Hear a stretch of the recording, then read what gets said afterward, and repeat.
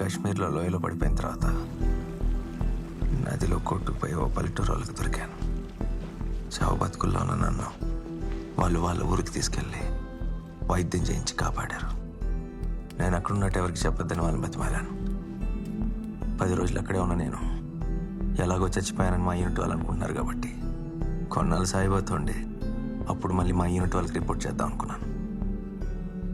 నన్ను కాపాడిన వాళ్ళు నాకు ఫోన్ ఇచ్చారు. ఆ ఫోన్ నుంచి సాయిబాకి కాల్ చేయడానికి ట్రై చేశాను, కానీ ఎన్నిసార్లు ట్రై చేసినా ఫోన్ స్విచ్ ఆఫ్ అని వచ్చింది. జనరల్గా నాకు సాయిబా ఈమెయిల్ పంపిస్తుండేది. ఒకసారి చెక్ చేద్దామని ఈమెయిల్ ఓపెన్ చేశాను. అసలు ఏమైందో అప్పుడు తెలిసింది. ఇన్స్పెక్టర్ ప్రసాద్ చచ్చే ముందు జరిగిందంతా చెప్పాడు. రైట్స్ జరిగిన రోజు కేసీ జ్యువెలర్స్లో సాయిబా వాష్రూమ్లో ఇరుక్కుపోయి